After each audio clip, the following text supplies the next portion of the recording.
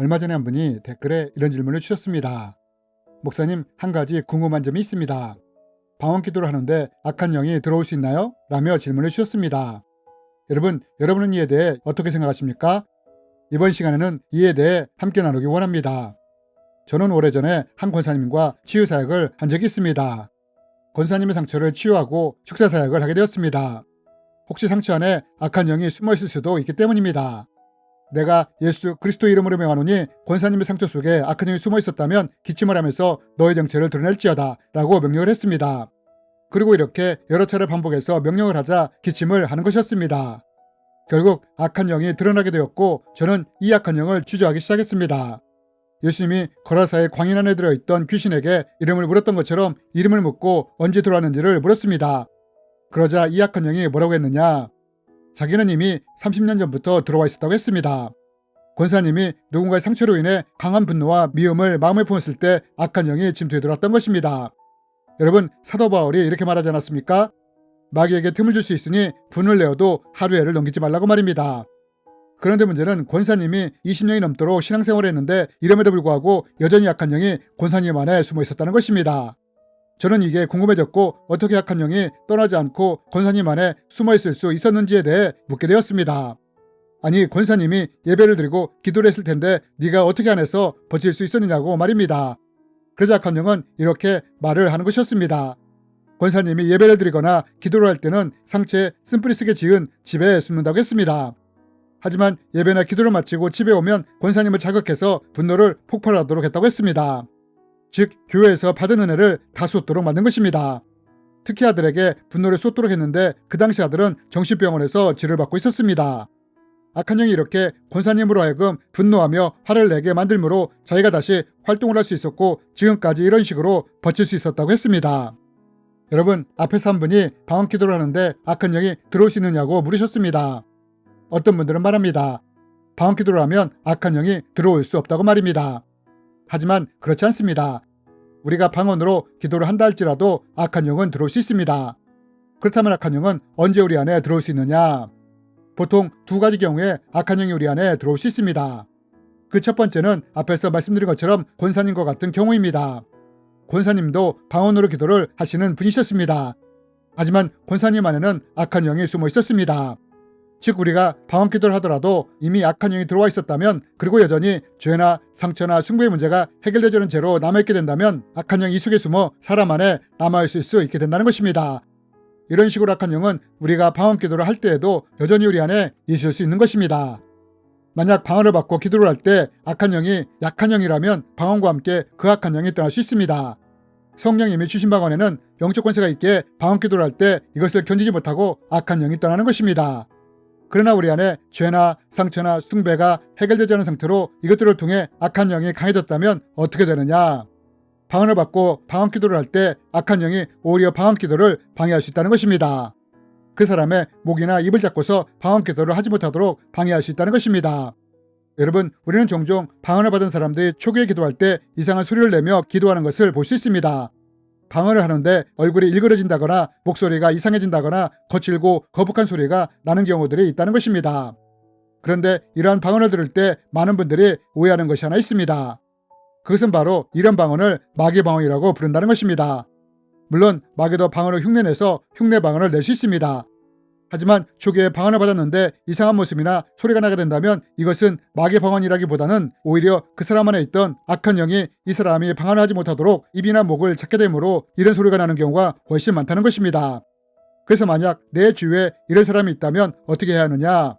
방언을 금하는 것이 아니라 계속해서 기도하도록 하고 나도 방언으로 중보하면서 도와야 한다는 것입니다. 이렇게 하다 보면 결국 악한 영이 견디지 못하고 떠나게 되므로 곧 온전하고 깨끗한 방언이 나오게 된다는 것입니다. 여러분이 이렇듯 첫 번째로 악한 영이 이미 그 사람 안에 있었다면 우리가 방언을 받았다 하더라도 악한 영이 쫓겨나기 전까지는 그 사람 안에 있을 수 있다는 것입니다. 그럼 두 번째로 우리가 방언 기도를 할 때 또 언제 악한 영이 우리 안에 침투해 들어올 수 있느냐? 여러분, 사도 바울은 방언의 유익에 대해 이렇게 말을 합니다. 방언을 말하는 자는 자기의 덕을 세우고 예언하는 자는 교회의 덕을 세우나니. 여러분, 사도 바울이 방언의 유익에 대해 뭐라고 말을 합니까? 예언은 교회의 덕을 세우지만 방언은 자기의 덕을 세운다고 하지 않습니까? 그럼 이 자기의 덕을 세운다는 것은 무엇이냐? 덕을 세운다는 것은 헬라어 오이코도메어로 집을 세운다는 뜻을 가지고 있습니다. 즉 우리가 방언 기도를 많이 하게 되면 어떻게 되느냐? 우리 안의 신앙이 견고하게 세워진다는 것입니다. 방언은 내 영이 하나님께 기도하는 것으로 방언으로 많이 기도하게 되면 우리의 영이 강건해지면서 견고하게 세워진다는 것입니다.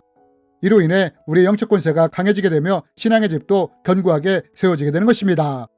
그런데 문제는 우리가 이렇게 방언으로 기도할지라도 만약 우리가 죄의 영향력 안에 지속적으로 거한다거나 해결되지 않은 상처로 인해 분노나 미움을 우리 마음에 쓴뿌리 심는다거나 숭배나 사탄적인 것을 가까이 할 때 이로 인해 우리에게 구멍이 생길 수 있다는 것입니다. 악한 영이 침투할 수 있는 구멍이 생길 수 있는 것입니다. 그러므로 우리가 방언으로 기도할지라도 죄나 상처나 숭배 아래 있게 된다면 이로 인해 악한 영이 침투해 들어올 수 있는 구멍이 생길 수 있으므로 이러한 구멍이 생기지 않도록 조심을 해야 한다는 것입니다. 하지만 사실 만약 우리가 방언기도, 금식기도, 통성기도와 같은 것을 지속적으로 하게 된다면 구멍이 생긴다 할지라도 악한 영이 우리 안에 침투해 들어오는 것은 그리 쉬운 일이 아닙니다. 저는 오래전에 치유사역을 하다가 이런 일을 경험한 적이 있습니다. 한 분을 치유사하겠는데 이분에게는 아직 해결되지 않은 상처의 문제가 있었습니다. 여전히 누군가에 대한 분노와 미움이 있었던 것입니다. 치유사역을 하면서 이에 대해 용서의 시간을 갖게 되었습니다. 그리고 나서 이 정도의 상처라면 분명히 이 안에 악한 영이 숨어있을 것이라는 생각을 하게 되었고 양해를 구하고 대적기도를 하게 되었습니다. 그러나 계속해서 반복적으로 악한 영을 대적했지만 악한 영은 드러나지 않았습니다. 저는 의아해졌고 이분에게 신앙생활에 대해 묻게 되었습니다. 이때 이분을 통해 무엇을 듣게 되었느냐? 매일 정기적으로 기도한다는 말씀을 듣게 되었습니다. 물론 방언 기도도 함께 말입니다. 저는 이것을 들으면서 한 가지 중요한 것을 깨닫게 되었습니다. 그것은 만약 누군가에게 악한 영이 침투할 수 있는 구멍이 생겼을지라도 그 사람이 정기적으로 기도하는 사람이라면 악한 영이 이런 사람 안에 침투해 들어오는 것이 결코 쉽지 않다는 것을 깨달은 것입니다. 하지만 우리가 유념해야 할 것은 우리가 방언으로 기도한다 할지라도 우리가 계속 죄의 영향력 아래 있거나 해결되지 않은 상처로 인해 분노와 미움이 마음의 쓴뿌리가 될 때 숭배나 사탄적인 것을 가까이 함으로 예를 들어 가게의 우상 숭배가 흘러내려온다거나 사탄적인 게임이나 문화, 미디어, 음악, 점이나 이와 같은 것들을 가까이 한다면 악한 영이 침투할 수 있는 구멍이 생길 수 있다는 것입니다. 그러므로 이럴 때는 죄로 인해 구멍이 뚫리지 않도록 회개를 해야 하며 상처의 문제를 해결하기 위해 용서를 해야 하며 숭배나 사탄적인 것은 예수 그리스도의 이름을 통해 영향력을 끊어가야 하는 것입니다. 이렇게 할 때 악한 영이 침투할 수 있는 구멍이 생기지 않게 되므로 악한 영이 침투할 수 없게 되는 것입니다. 여러분, 우리는 앞에서 우리가 방언 기도를 할지라도 두 가지 경우에 악한 영이 우리 안에 있을 수 있다는 것에 대해 말씀을 드렸습니다. 첫 번째는 먼저 악한 영이 그 사람 안에 있었다면 우리가 방언 기도를 하더라도 우리 안에 악한 영이 남아있을 수 있다는 것입니다. 그러나 만약 우리가 내 안의 문제를 해결해 나가며 계속해서 방언으로 기도하게 된다면 악한 영은 결국 쫓겨나가게 될 것입니다.